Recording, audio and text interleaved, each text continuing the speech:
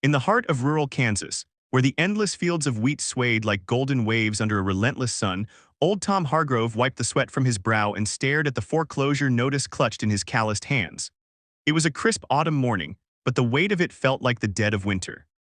His farm, the one his grandfather had carved out of the Dust Bowl era, was slipping away, debts piling up from failed crops, a drought that wouldn't quit, and medical bills from his late wife's long battle with cancer.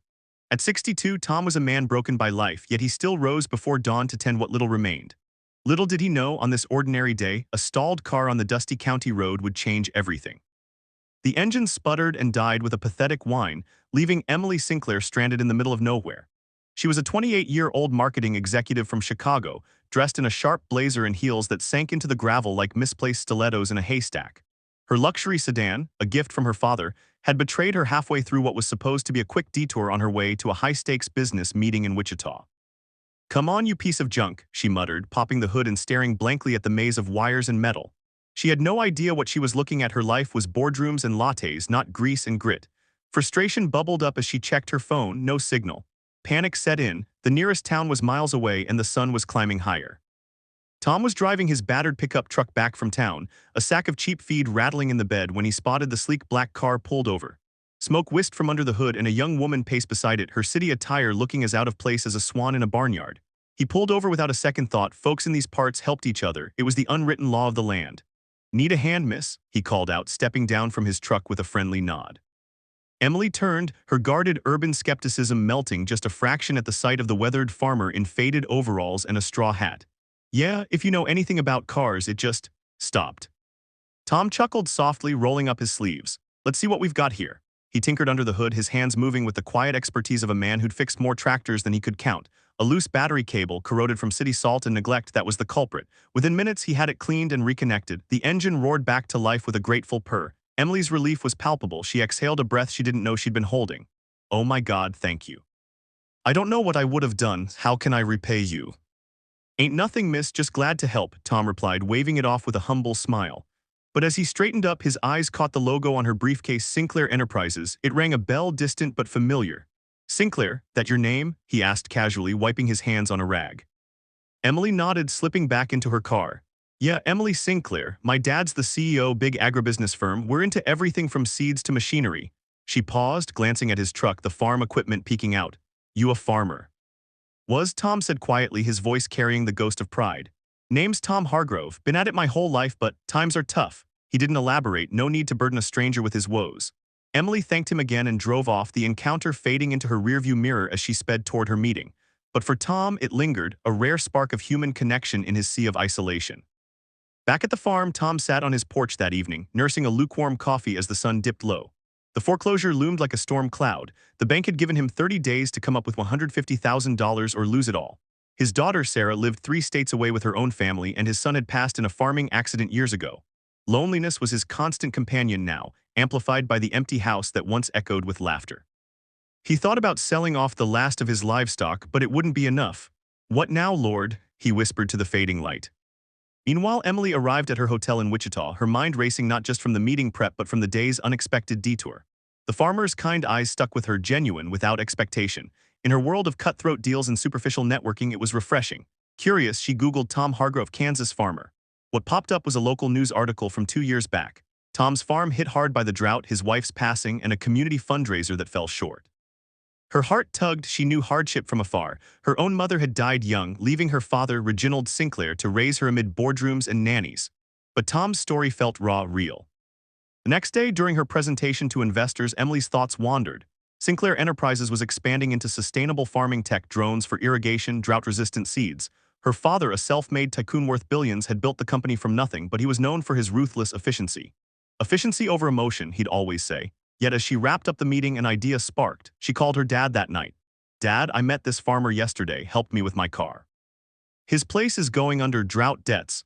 What if we piloted our new program there, turn his farm into a demo site for our tech? It could save him and it'd be great PR." Reginald Sinclair paused on the line, his voice gruff but intrigued. "A farmer? Emily, we don't do charity, but if it's viable, send me the details." She did, pulling strings to get a team out to assess Tom's land. Unbeknownst to Tom, scouts arrived 2 days later, posing as county inspectors. They reported back, prime soil just needing modern intervention. Tom was knee-deep in chores when Emily's car pulled up again, this time with purpose. She stepped out, no longer the stranded city girl, but a woman on a mission. "Mr. Hargrove, Tom, I hope you don't mind me coming back. I looked you up. I'm sorry about your wife and the farm, my company. We want to help." Tom's brow furrowed in confusion. "Help, miss, I appreciate it, but I ain't looking for handouts." "It's not a handout," Emily insisted, her voice softening. "My father's company develops farming tech. We could install irrigation systems, provide seeds, turn this into a model farm. In return, you'd showcase it. It's a partnership." Tom hesitated, pride warring with desperation. "Why me? You don't know me from Adam." "Because you helped me without asking for anything," Emily said, her eyes meeting his. "And my dad, Reginald, he started as a farmer's son himself, lost his family farm in the 80s. He never talks about it, but I think this could heal something for him too." The revelation hit Tom like a gentle rain after drought. Reginald Sinclair, the name clicked now. Decades ago, Tom's father had known a young Reggie, back when they were neighbors before the Sinclairs moved away after their own farm failed. Worlds apart now, but roots intertwined. Over the next weeks, challenges mounted. Tom resisted the changes at first. Drones buzzing overhead felt invasive, like losing control of his legacy. "This ain't farming, it's sci-fi," he grumbled to Emily during one of her visits. She laughed but saw the fear beneath. Change meant admitting defeat to the old ways. Emily faced her own hurdles. Her father was skeptical, pushing for quick results, while board members questioned the sentimental investment. Personal doubts crept in too. Emily wondered if she was meddling, projecting her unresolved grief onto Tom.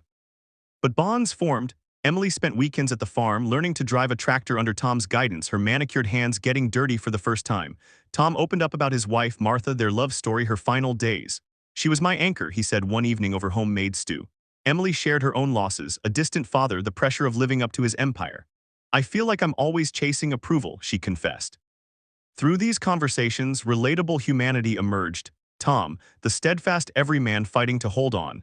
Emily, the ambitious outsider seeking purpose beyond profit. Resolutions came gradually. The tech worked wonders. Sensors detected soil moisture, averting crop loss. New seeds yielded bountiful harvests. Tom's debts were paid through a grant from Sinclair Enterprises, framed as an innovation partnership. But the real triumph was emotional. Reginald visited the farm unannounced one crisp morning, his luxury SUV kicking up dust. Standing in the fields, he recognized Tom from faded memories. "Hargrove, your pa helped mine once, back in the day." Tears unspoken, they shook hands, a bridge across generations. Emily watched, her heart full. The farm thrived, becoming a beacon for other struggling locals. Tom found renewed purpose, mentoring young farmers with the new tools. And Emily, she discovered balance, advocating for compassionate business in her father's company. As the sun set on a revitalized harvest, Tom turned to Emily. "Never expected a broken-down car to fix a broken-down life," she smiled. "Kindness comes full circle." In the end, this tale reminds us that in a world of division, a simple act of help can unravel destinies, forging connections that heal old wounds and inspire new growth. It's a testament to resilience, empathy, and the unexpected ways fate rewards the pure of heart. If this story touched you, hit that like button. It means the world to creators like us. And don't forget to subscribe for more heartwarming tales that celebrate the human spirit. Who knows, your next favorite story might be just a click away.